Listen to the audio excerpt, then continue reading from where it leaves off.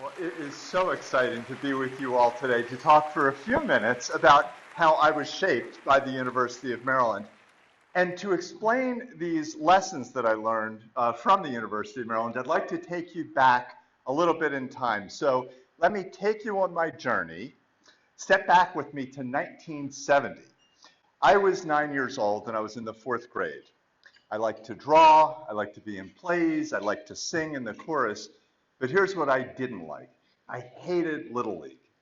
I hated being in the right field, especially when a lefty came up to bat, because I was the one in the right field picking dandelions and buttercups, right? I wasn't ready to catch a ball. I didn't know there was anything unusual about this kind of combination of likes and dislikes until one day in the elementary school cafeteria on Pizza Day. Pizza Day happened once a week. It was on Thursdays, and it was my favorite day of the week. But on this particular Pizza Day, 3 4th graders, the 3 really cool 4th graders, they were the ones with the long hair and the patches on their jeans, they swaggered up to my table, and they were kind of laughing and all, and they pointed at me and they said, "You're a fairy." I froze. They called me a fairy on Pizza Day right in front of my friends. I didn't know what to do. I wanted to disappear. But this is what I call my cafeteria moment. Because we all have a cafeteria moment. Now, I honestly didn't know what being a fairy meant, but I knew it wasn't good. And so I went home after school and I talked to my mom. She took me in the den of our 1950s suburban red brick ranch house, and she sat me down. And she said, the reason they're saying this, the reason they're making fun of you, is because they're jealous. This is what she said. She said, they're jealous that you're creative, that you're doing the things that you'd like to do, that you're happy, and that they're not. And she gently kissed me on my forehead, and then she said, "You be you." Now, my mom, yes, it's true, isn't it? My mom obviously knew what was going on, even if I didn't. For example, what 9-year-old little boy knows all of the words to the Broadway musical Fiddler on the Roof? What 9-year-old little boy would cry when Judy Garland sang Somewhere Over the Rainbow? 9-year-old little boys don't do that kind of thing. But nobody explained to me what being gay was. Nobody talked about being gay.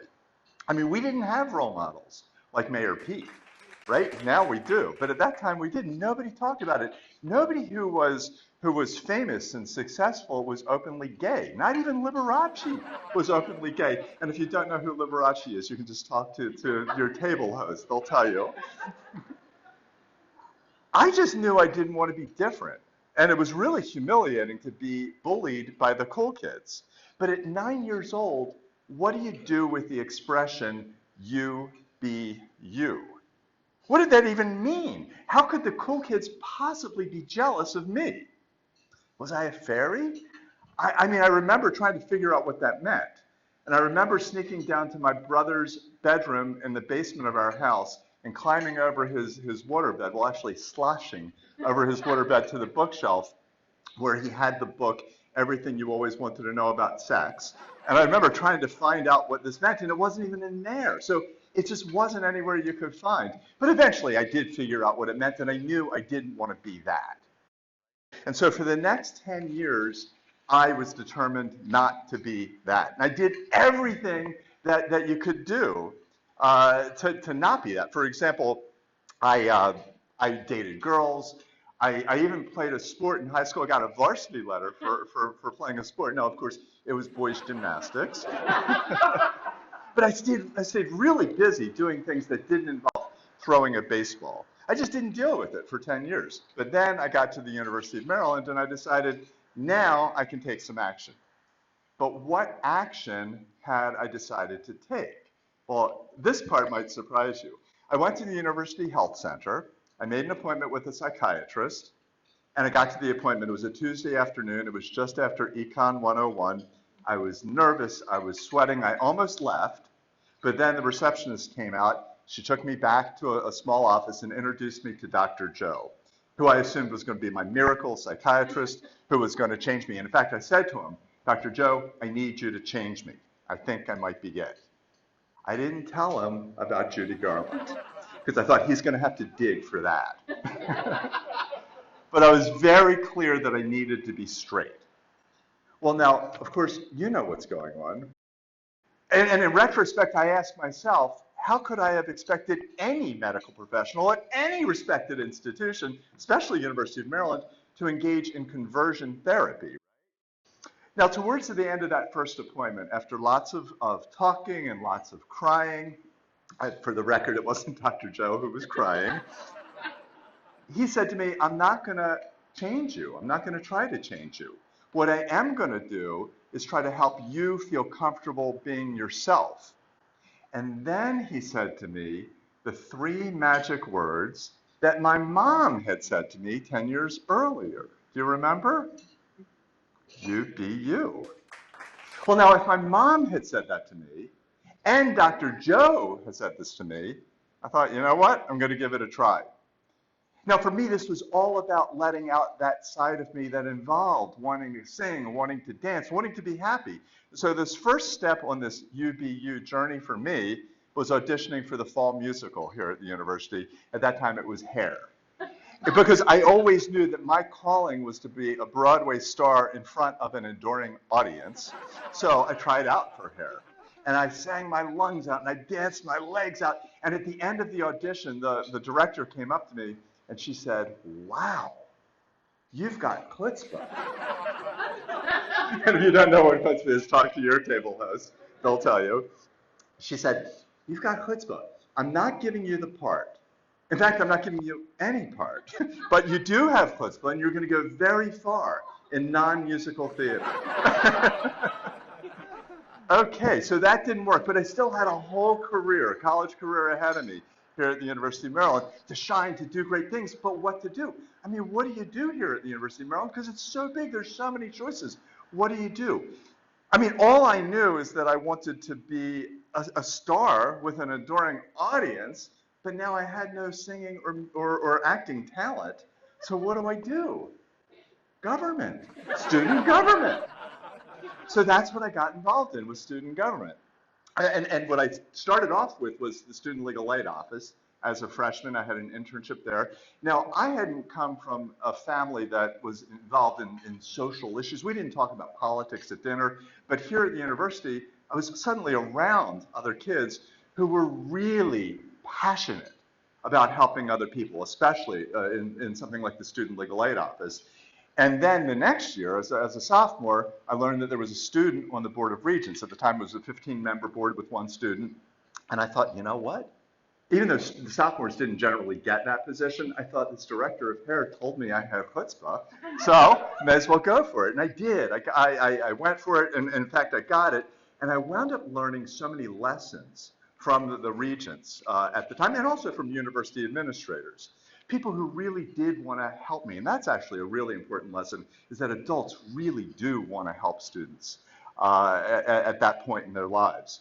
I learned real life lessons. I mean, I certainly learned a lot about university issues like budgets and unions and faculty members, but I also learned real life lessons like how to be a gentleman, how to be prepared, how to handle criticism. For example, Blair Lee, some of you might remember who Blair Lee was. He was a regent, and he was also a former governor of Maryland.